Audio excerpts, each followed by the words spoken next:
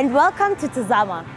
Now this episode is Tazama Season 7 finale, and we wish to thank you for your viewership and continued support. We look forward to Season 8. Now today we come to you from the Panari Hotel to explore ice skating. Now ice skating is moving on ice using ice skates. Studies suggest that the earliest form of ice skating happened in southern Finland more than 3,000 years ago. Now I'm told this is the coldest public space in Nairobi at -8 degrees. So I have been advised to dress up warmly just before I can go in there and explore ice skating. So as I get to it, you should watch this first, and I will see you at the ice rink.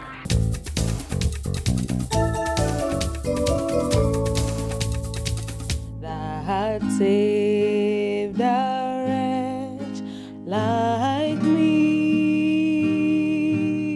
Most times we come across music makers and we never know who makes the instrument behind the music. In Tazama today, we are going to be joined with Mr. Kenneth Mlamba as he gets us into the mood of the music and into his workshop where he makes guitars. A luthier is a person who makes and repairs stringed instruments. So it's not just guitars. What we have here, firstly, this is the Spanish guitar or classical guitar. This here is the electric guitar. The electric guitar is made, as you can see, out of a solid piece of wood. And the neck here is also a solid piece of wood. And this happens to be a good one, actually. Now, this one is a semi-acoustic guitar. It's got steel strings. You can also have a semi-acoustic guitar which has nylon strings. Way back in about 1973, I had a desire to play a guitar, and I didn't have one. So from there, I said, well, why not try making one? And I remember back home in Taita, I started carving something with a panga, and people would tell me even give up. You really can't do it. I remember the first one, I tried to put as fret wire where the frets go, the fingerboard, where you press down. I used the edge of a tin can, but it didn't work. It didn't work. And gradually though, with a lot of encouragement from God, I would say so, and a few friends, because I had such a passion to just get up and do it, they would become better and better. Mlamba purchased a book that helped him perfect his guitar-making art, thereby producing his first guitar. And from there, it has been a progression. I'm still trying to make them better. That's my aim. Each time, do a better one than the previous one. I taught myself how to work with the woodworking tools. I would envy people who are in schools where they had woodworking. I didn't go to a school where there was woodworking, so I had to teach myself. Mlamba can take a month to do a basic guitar when all the materials needed are available. But with specialized types, the time and cost of making them pushes up. First, I find out what do I want to make? What does the customer want, or what do I want? Because I'm also making one for myself. Then I source for the woods. Not all the woods are available in Kenya when you want to make a good guitar. Some of the woods you have to import. There are suppliers in America, well, around the world, but the major ones are in America. Some of the woods are available in Kenya for making the back and the side of an acoustic guitar or the body of an electric guitar. For instance, mahogany and mvuli, those are very good woods.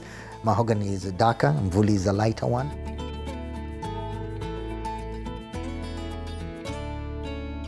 There are standard dimensions, and I have templates where I'll mark out the sides of the guitar, cut out the right portions of the guitar, glue them together over time, and finish the guitar. There's also the parts that go into the rest of the guitar, like the tuning pegs. You have different grades. The cost of tuning pegs can range from 1,000 Kenya shillings to 30,000 Kenya shillings on a good guitar. Strings also vary, with the cheapest going for 800 Kenya shillings and the most expensive going for 8,000 Kenya shillings. Perhaps the most intriguing part of the guitar is its bended and streamlined sides. We dig a groove on the edge of this using a special tool called a router, which digs the groove where this can fit in, and we hold it on with masking tape.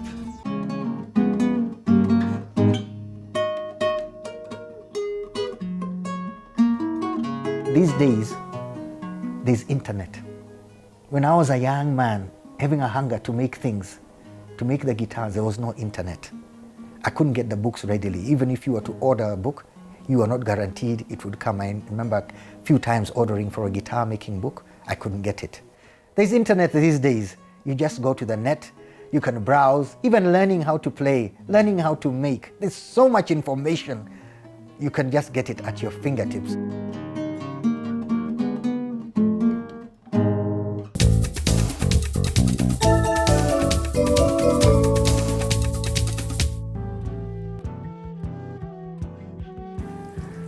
My name is Kirit Patni. I play the flute, the Indian bamboo flute. It's called the bansuri. Just a piece of bamboo with holes in it. As simple as that.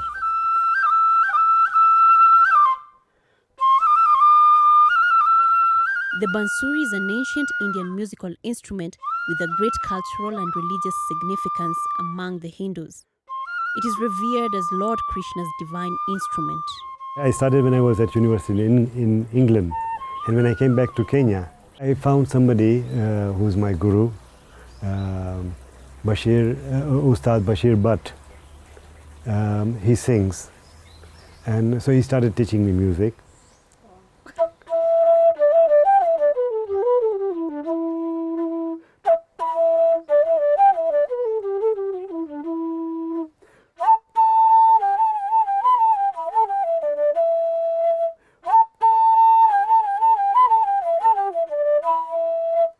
The flute is very popular with devotional songs, or played very widely in devotional songs, because we say Lord Krishna used to play the flute.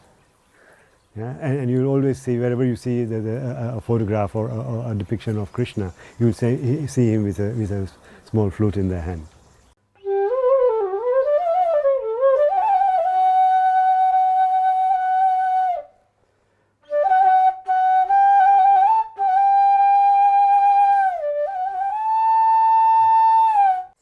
I want to learn how to play this. 3, 4, 5, 6. And you blow across. Not into the hole. Yeah, you blow across so that the breath, the stream of breath, hits the opposite side of the bamboo, of the hole. Yeah. Okay. Oh. Yeah. Kirit also plays in a band known as Daraja that comprises of 7 people from different communities, playing different instruments like the santuri, guitar, obokano, drums, and the flute. We feel the music bridges the gap between different cultures, between different sort of trains of thought, and it comes together. The band has invited us to one of their rehearsal sessions. The Daraja group, meaning bridge, bridges the gap between different Kenyan communities, and they all come together to play one tune.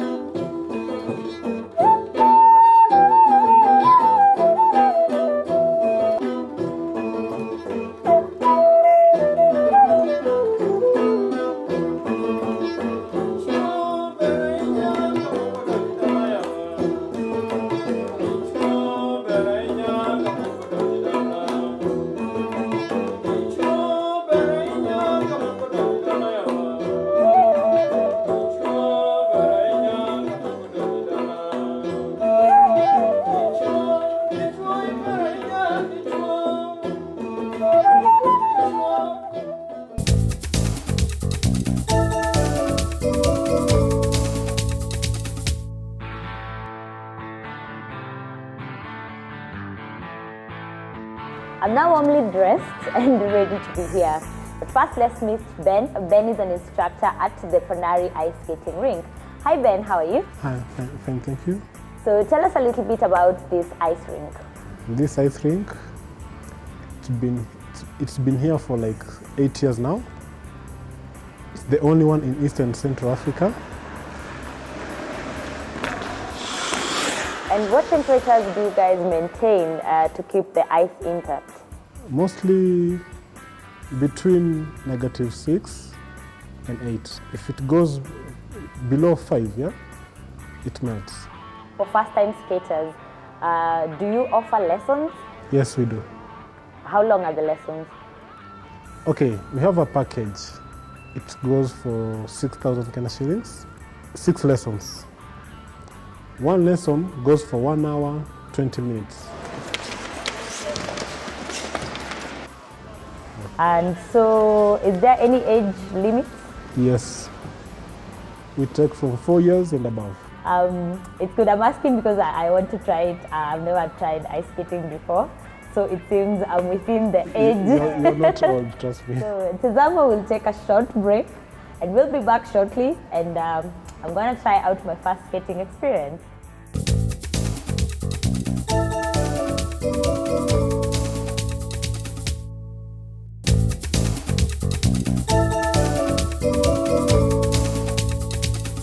Welcome back to Tazama. Now, as I get ready for my first ever skating experience, watch this and I will see you afterwards.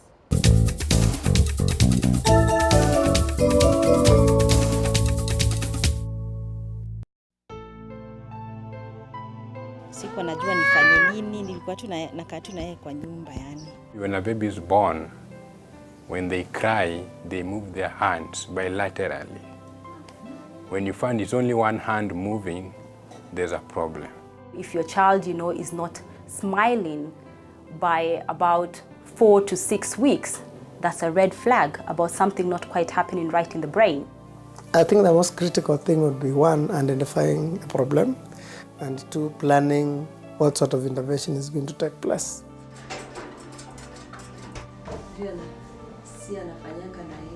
From birth, children develop or acquire neurological skills like turning in bed, following objects, develop neck support, learn how to sit down.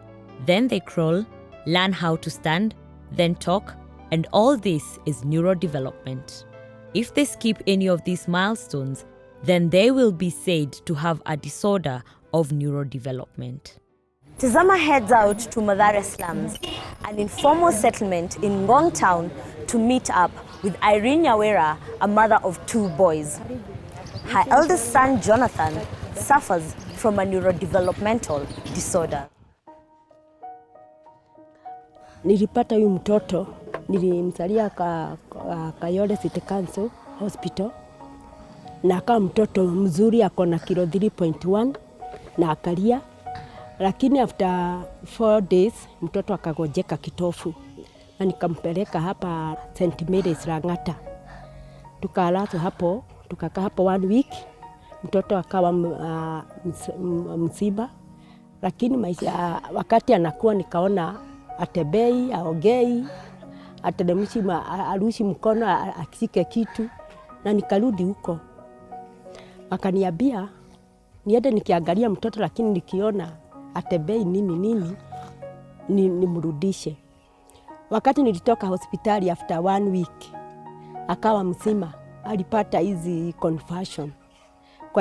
Kwa hivyo alipona, lakini wakati ninakaa naona anastuka. Nikamrudisha huko. Wakaniambia niendelee na madawa. Jonathan's condition got worse at 1 year of age and his conversions only got worse. She rushed him to Kenyatta National Hospital, and that was when he was diagnosed with meningitis and told that the meningitis had caused him to have cerebral palsy. She, however, says she was not given any referral to a specialist. Kwa hivyo nikajaribu kutafuta huko pahali naweza peleka, at least nipate kupeleka mtoto wangu, lakini sikupata. Mimi nikakaa na mtoto kwa nyumba hivyo. We decided to find out from an expert what exactly had happened to Jonathan and why he developed a neurodevelopmental disorder.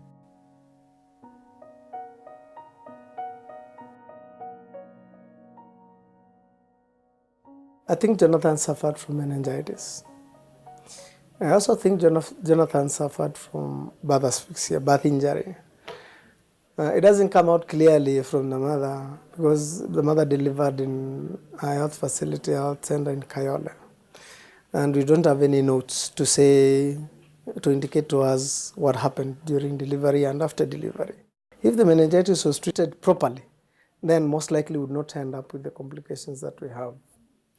It requires occupational therapy for rehabilitation, training of the delayed milestones. He's unable to stand now. So it requires occupational therapy for him to be trained to stand and then to walk. And then from there, subsequently, to self-feed and toilet train and self-dress. And I told the mother, this is not a one-off thing. It's a long-term thing. Then I noticed he's not able to see properly. So it requires eye review. We require to be sure that this guy can see and see well. And of course, we have to test his hearing. The mother says he hears well, but that's the mother. We require to do it scientifically and find out whether he can hear or not. And if he can't, what interventions are there. So you require to formulate a menu with a nutritionist so that he can feed small quantities of food that have enough of the recommended daily allowances. And then, of course, the mother requires to be counseled. She has to be prepared for these eventualities. And then, of course, assessment for school placement. Just to break it down, Jonathan requires to see a physiotherapist, an occupational therapist, an ENT specialist, an eye specialist, a nutritionist, a speech therapist, and he also needs to go for examination so that he can get school placement. These are services that are simply out of reach for Irene. Bela nilikosa chakula na nikipigia hata nani ama my dear sisters and brother wakakataa kucommunicate na mimi. Kwa hivyo nilianza kurokota hizi plastics na machuma kwa njia. Daktari alini. Neurodevelopmental disorders cause financial strain on parents because there are expensive conditions to manage. Support groups are helpful to parents with children with neurodevelopmental disorders. Why is it important to have a parent support groups? It is because families go through stressful moments. You see, if these stressful moments are not curbed early, the parents can go through depression and mental illnesses. And again, give each other psychosocial support, give each other referral services, advocate for access of services to be brought closer to their homes. We have groups who've talked to various medical doctors, and we see occupational therapists coming into the support group level to do various therapies to the children, and this is what we want. Fatma takes me to meet our parent support group in Kasarani, Nairobi. Well, being in a support group was very, very important because when Kai came in, they did capacity building on us on issues of rights for persons with a disability. We had also civic education whereby we knew our real rights, what we are supposed to do as parents. So these lessons taught us now, we build up self-esteem whereby we could be able now to do advocacy on our own, sensitize other parents, and then feel also wanted in the community because when you are alone you feel like you are neglected. Nikikuja huku nilikuwa nikiongea hizo story naanza kulia. Sikuwa naweza kuexplain, lakini wakati nimekuja huku nikakuta wamama wako na watoto hata wawili na wana afford kusmile, na mimi nikaona hata mimi siko peke yangu. Children who suffer disorders of neurology, as we have learned, require to see a lot of specialists in order to help manage their conditions. The Child Development Center at Gertrude's Children's Hospital in Nairobi is a unique center which attempts to bring specialists who deal with these conditions together.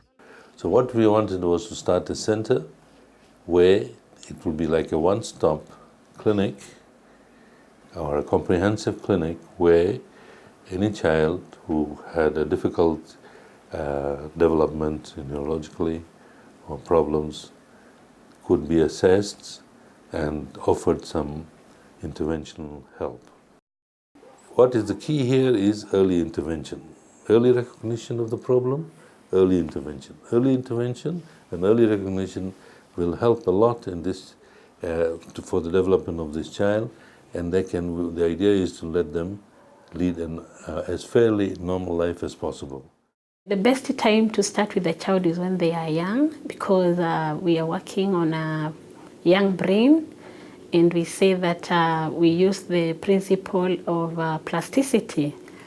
So this one we say that it's better to train a child when he's young, because you can mount the behavior the way you want it. We have children who come in to see us at age 5 or 6, and as much as, yes, we can still intervene and get them achieving some success, it is always best when they come in as early as possible. So the whole phenomenon of early intervention is, it works best when a child comes in early. It is clear that there is a challenge in accessing healthcare for proper diagnosis and management of neurological disorders. The public health sector should adopt models such as the CDC in public hospitals to make access of services easier. That would be beautiful to have, and good enough. You acknowledge the fact that would be quite expensive. You realize the government has the mandate to take care of all the children across the country, and so if you're talking about having one such center, then you'd still wonder, would it be able to cater across all the counties? Public hospitals have tried to address the issue of insufficient pediatricians by ensuring a referral system from the lowest cadre of medical practitioners upwards, but as it seems, the referrals don't happen fast enough. The truth is that you'd unlikely to find pediatrician in all the facilities. Currently, the levels, if you're talking about the public facilities, probably it would be the level 4, level 5 facilities that would have pediatricians. The chances of a general practitioner giving, forgive me, if the correct diagnosis are slimmer than the chances of a pediatrician giving the right diagnosis. Actually, the pediatrician should be the one to see that child. Brethren, they are fearfully and wonderfully made. Disability, disability, it is not. Mi naweza taka serikali walete kwa kila clinic free therapy na mafundisho ya free. My advice to every parent with a child with a disability is to let the child come out, or her as a parent, or him as a parent, to come out and talk to other people about these issues of disability.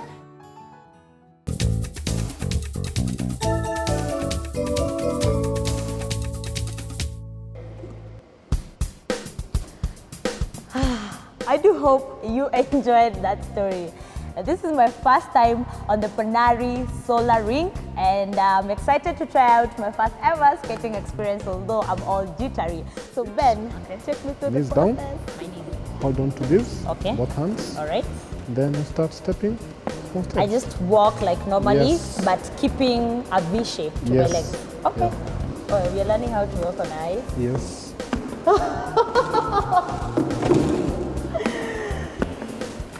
Wow. This is fun. You need to do it without my support. Okay, sir. Oh, let's go, let's go. Okay. There you go. There you go. So that's it for Tazama today and Tazama Season 7. We love the support and the viewership you gave us, and we are looking forward to another whole season, that is Tazama Season 8. Now, for any feedback, get back to us to the numbers on your screen, and you can also get back to us to the social media avenues like our Facebook page, Tazama 6, and also follow us on Twitter, hashtag at KTN Tazama Show. We love this season. Thank you, everyone. Bye. Go ice skating, by the way.